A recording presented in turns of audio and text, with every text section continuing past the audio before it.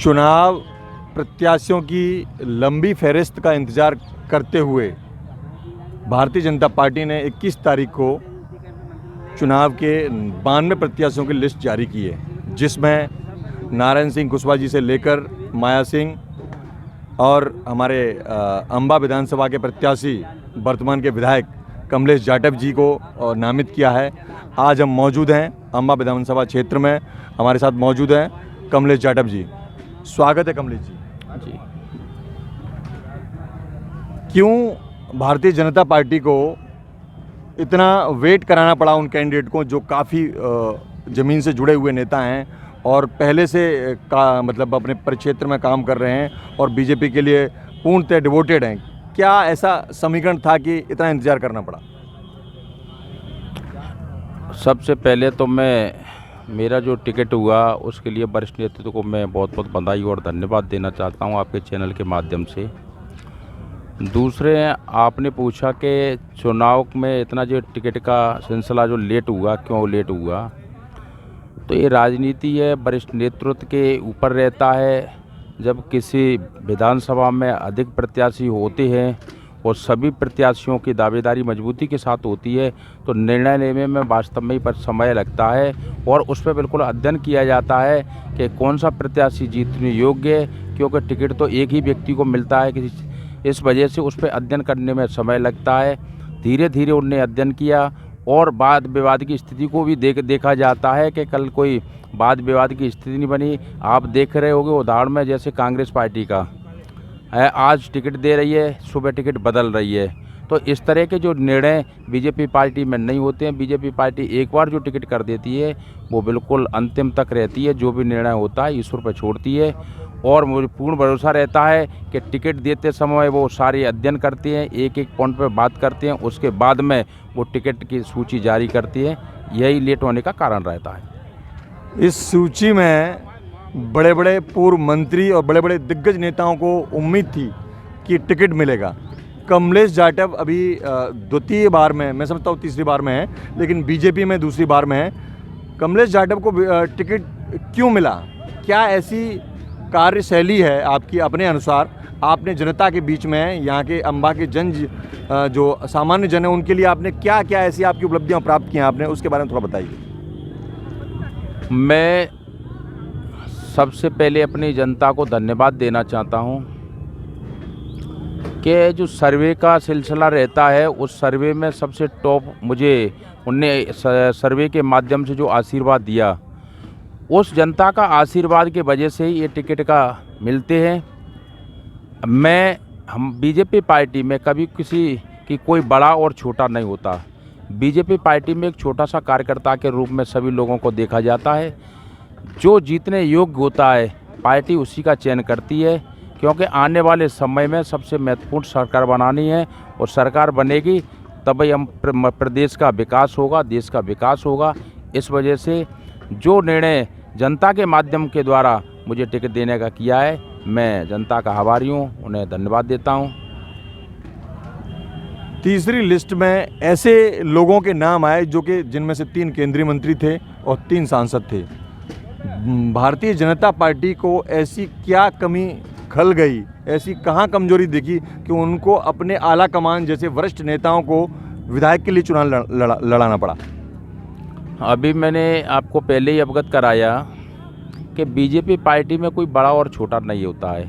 BJP party में सिर्फ एक कार्यकर्ता का रूप होता है और बीजेपी में संगठन का जो भी आदेश होता है, आप देख रहे हो कि हमारे एक छोटा सा कार्यकर्ता विधायक सांसद तो छोड़ो, प्रधानमंत्री और राष्ट्रपति तक जाता है।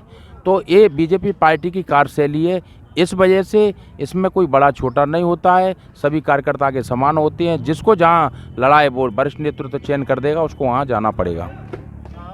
अभी आप जनसंपर्क कर रहे हैं, पूर्व के मुद्दों को छोड़ करके अभी वर्तमान में किन मुद्दों को लेकर आप जनता से अपील करेंगे कि आपको वोट दें, और ऐसी क्या खासियत रहेगी जिसके आधार पर आपको फिर से जिताएगी?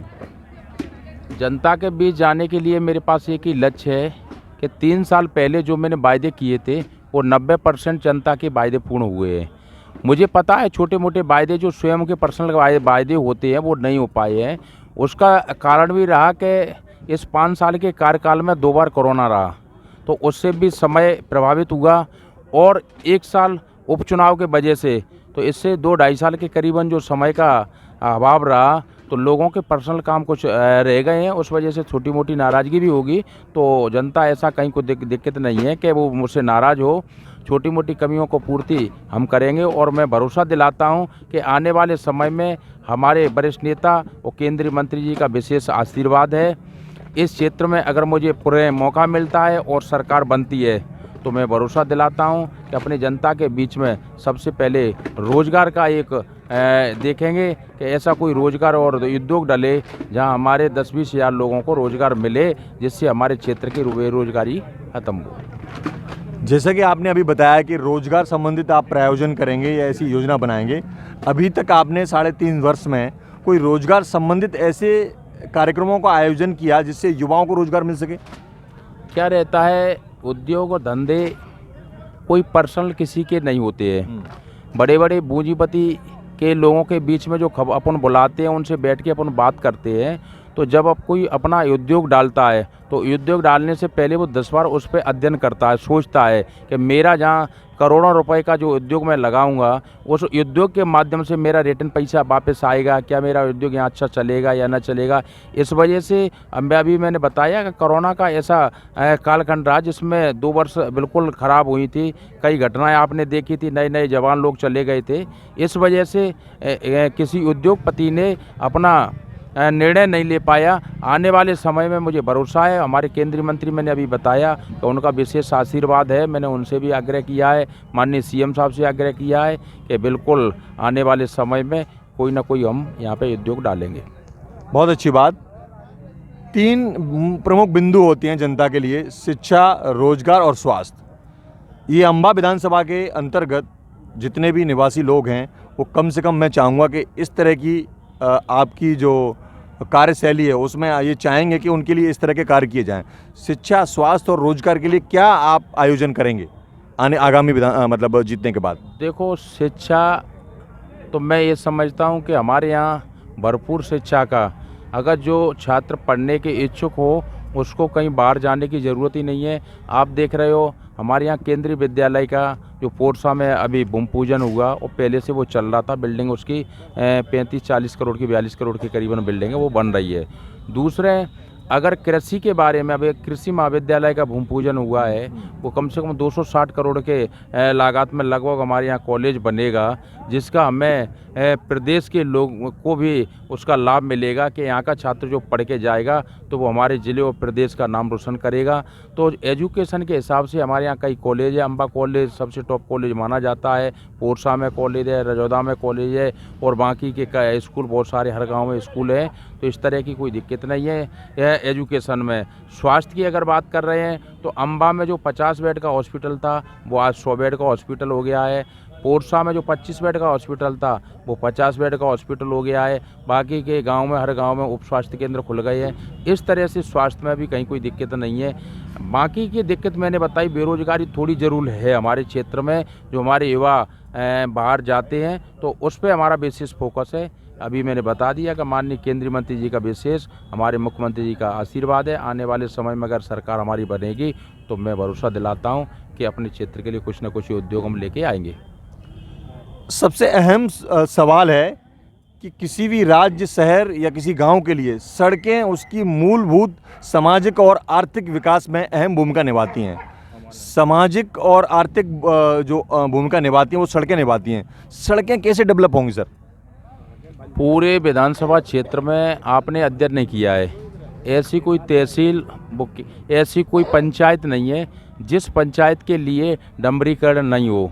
मेरे कार्यकाल में कम से कम 125 125 और 30 किलोमीटर की रोडें डली हुई हैं। और उससे पहले पूर्व में यहाँ, तो मैं कहना चाहता हूँ कि हमारे माननीय केंद्रीय मंत्री जी का यहाँ विशेष आशीर्वाद रहा है। कम 600 और 700 करोड़ का हमने 3 साल में विकास किया है। 4 ब्रिज किए, एक ककरारी का ब्रिज हुआ है, एक तरसमा का ब्रिज हुआ है, एक भूया वाले बाबा का ब्रिज हुआ है, एक चौसली रामगढ़ इंद्रजीत के पुरा पे। उसके बाद में हमारा एक वाणी उषद घाट का पुल जो चंबल से जो कनेक्ट है वो लगभग 80% बन गया है। अपने देखा होगा NH अपना जो अपनी रोड थी वो NH में बदल गई, 552 वो बन गई। और हर पंचायत में ऐसी कोई पंचायत नहीं है, जैसे रूगर की आप बेल्ट ले लो, रूगर में चुसली, रामगढ़, इंद्रजीतपुरा, अपने अगर इधर एक वाणी इधर क्या कहते हैं किशनपुर, लोखरियाई वगैरह, इधर अपन 10-15 किलोमीटर की रोड है। और उधर हमारे गुर्जरों का जो गांव पड़ता है पंचायत शिकारा वगैरह, वहाँ 10 किलोमीटर की रोड है। इस तरह से कम मैंने बताया 130 किलोमीटर की रोड है मेरे 3 साल के कार्यकाल में बनी हुई है। आप किसी भी पंचायत में किसी भी मजरा टोला पे चले जाएं, आपको कहीं डंबर के अलावा कोई सिंगल आपको दिखने को नहीं मिलेगा। मेरा जो प्रश्न ये था कि जैसे रोडें तो बनती हैं सर, रोडें बनने के बाद उसकी जो सेवा अवधि है ना वो और क्वालिटी, जैसे मैं सिर्फ आपकी विधानसभा की बात नहीं कर रहा हूँ, मध्य प्रदेश की सारी सड़कों की बात कर रहा हूँ। मेरा अपना खुद का एक परीक्षण है और मैंने वहाँ जायजा लिया है। तो रोडें की क्वालिटी सर एक बारिश हुई जैसे समाप्त हो जाती हैं। तो इस तरह की रोडों के लिए जैसे मुख्यमंत्री साहब ने कहा था कि हमारी सड़कें, DC वाशिंगटन ने कहा था कि हमारी सड़कें, मध्य प्रदेश सड़कें DC वाशिंगटन से भी अच्छी हैं। तो मैं सर उस लहजे में बात कर रहा हूँ सर, उसके लिए कोई ऐसा उपाय कि जिससे नियमितकरण अच्छी सड़कें, धूल ना निकले और बहुत अच्छा वो फील करें लोग यहाँ के नागरिक। आजकल आपको पता है कि अच्छी रोडें ही बनती हैं।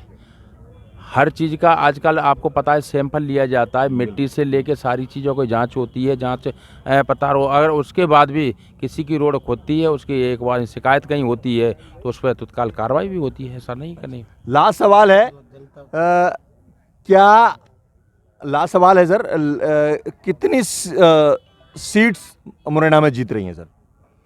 मुरैना की 6 की 6 सीटें हम जीत रहे हैं। सरकार बनेगी सर? 100%, 150 क्रॉस करेंगे हम। 150 जी।